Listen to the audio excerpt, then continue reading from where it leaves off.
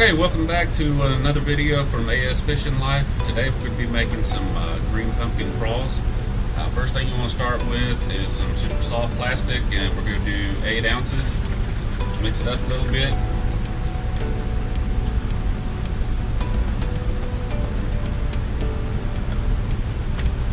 Pour 8 ounces into your Pyrex.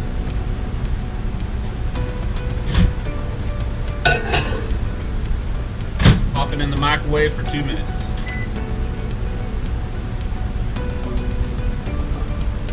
Make sure you got some heat-resistant gloves because everything's going to get really hot. We're trying to get to about 320 to 340 degrees in the temperature, so you don't want to have anything that the heat will go through your gloves. So make sure you got a good pair of heat-resistant gloves. We're going to be using Green Pumpkin pigment in our Plastisol, and also some large flake. This is Black Flake. Finish it off. So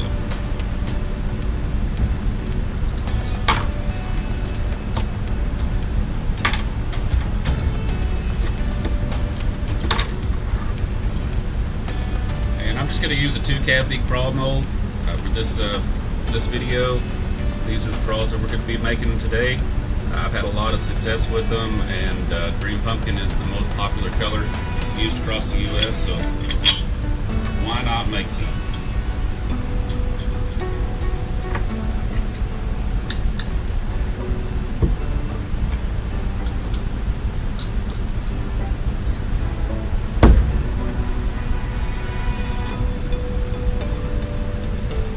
You want to heat your Plastisol to begin with before you add the pigment to it.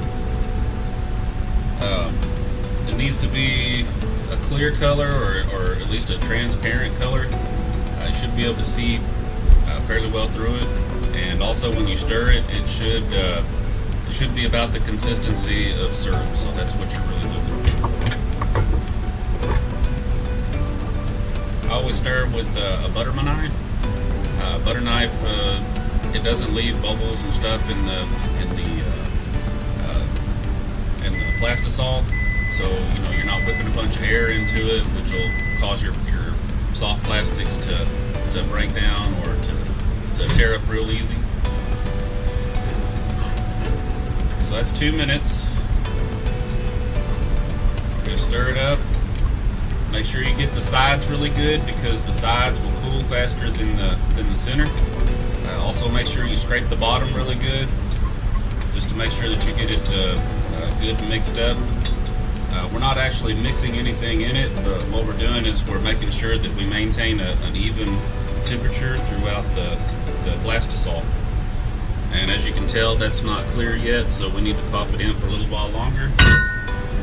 From here on out, you're just going to heat it up about 30 seconds at a time, and that's to keep your Plastisol from overheating. You don't want it to turn like a yellow or a brown color, because it won't take the color as well, and it'll also throw your colors off, so it won't be a true color if that's what you're looking for. I'm also going to be using a small injector since I'm using a small mold. This one doesn't hold as much as our dual injectors. These are our dual injectors, and you can do 2 colors with these. It's a real convenient mold, or a real convenient injector to have.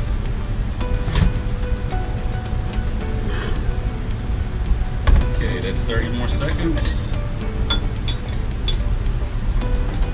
Just stir it up, make sure that our heat temperature is consistent throughout the Plastisol. Now it's getting pretty clear, but it's still pretty gummy. It's not very malleable, so we're going to put it in for another 30 seconds.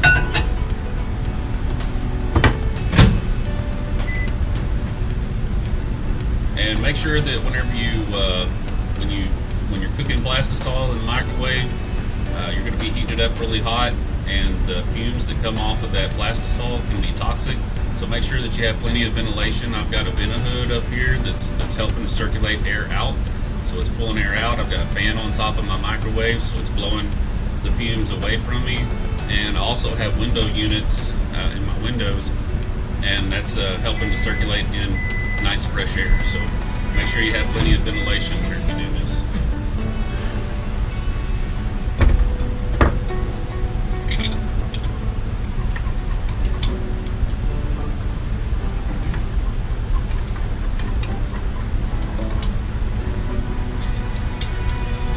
If you don't have good ventilation, make sure that you wear a mask, because you don't want to breathe in these fumes too much. It will make you sick, and they can be toxic. So just make sure you protect yourself.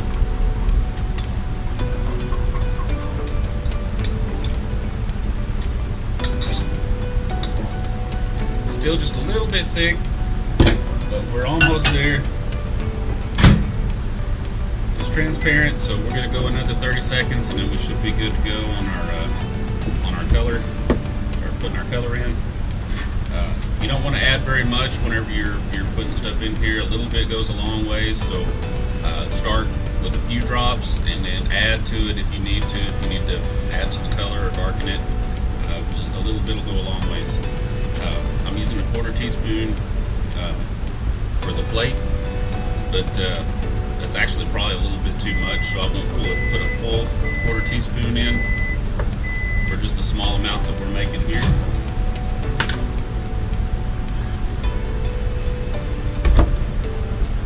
Alright, we are good. You can tell it's like a syrup, and it's nice and see-through. It's pretty transparent. We'll mix it up, make sure that the temperature is nice and even. Okay, now it's time to add our color. Make sure you shake it up really good. You want to make sure that pigment is nice and even inside here, or else you're going to get some really weird colors coming out. I put a nut inside the bottle, just a little small nut, and that helps to mix everything up and get it all nice and sugar. Alright, we got 8 ounces of Plastisol. So I'm going to add 8 drops of green pumpkin. This is green pumpkin color. So 1, 2, 3, 4, 5, 6, 7, 8.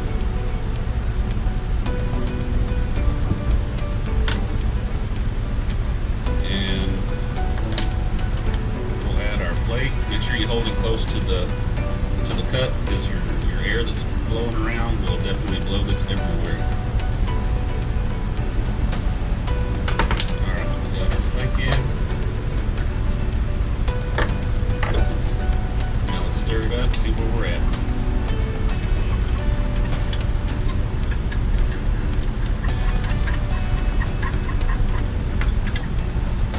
Alright, we got a good green pumpkin color here. I'm going to try to get some of this off the edges so that everything gets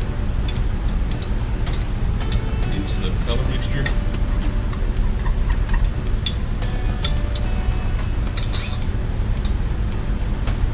And you will get some flake on your knife, because your Plastisol is going to stick to your knife, so just kind of scrape it on the edge and get it all mixed in there real good. Okay, there's our green pumpkin.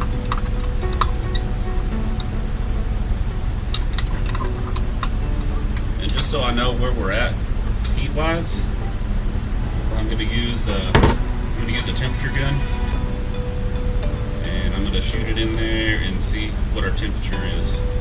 Okay, we're at 270 degrees right now, so it's a little bit cool to shoot. So I'm going to put it back in for another 30 seconds. Make sure that your injector is lubed up. You can use some worm oil.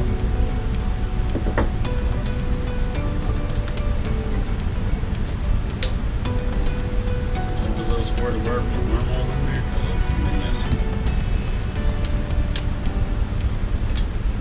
And that helps to protect that O-ring, because you don't want to tear that O-ring up.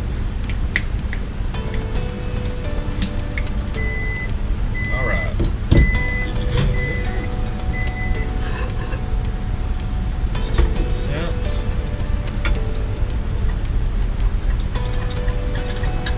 Alright, I can tell by how thick it is that it's probably the right temperature. sure. Okay, we're about 315 degrees, so that's going to be good enough for shooting these.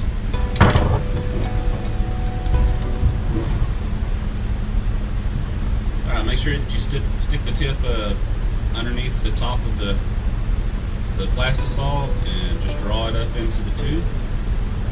And then I like to turn it upside down and just force out any air bubbles that are in it. You can see them popping out until it's nothing but Plastisol that comes out. Then turn it back over, put it in the hole, shoot. Whenever it gets tough to push, stop, because you're at that point. You can't put any more in it. Gently pull it out and top off the hole where you're entering it. And you got to watch that hole, because as it cools, it's going to suck down the Plastisol into that entry, and then you don't want to get air into your bait. So make sure you keep that topped off. If you make a little mess, it ain't no big deal. I'll make a little mess right there, just to show you how easy it is to clean up. Put the rest of it back in the Pyrex.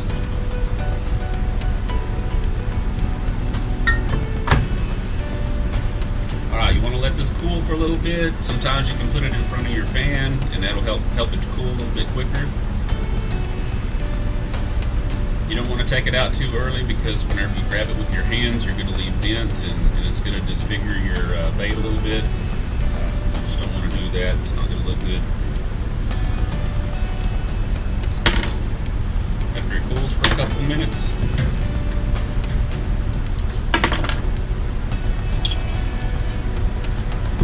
open it up and take a look at your baits and make sure that it filled the entire cavity. That you can see there's our Green Pumpkin Craws. It's still going to be hot, so make sure you use your gloves. Okay, and what I do is I'll just pinch it where the craw connects, give it about a quarter twist, and then it just comes right off, and put it in the water.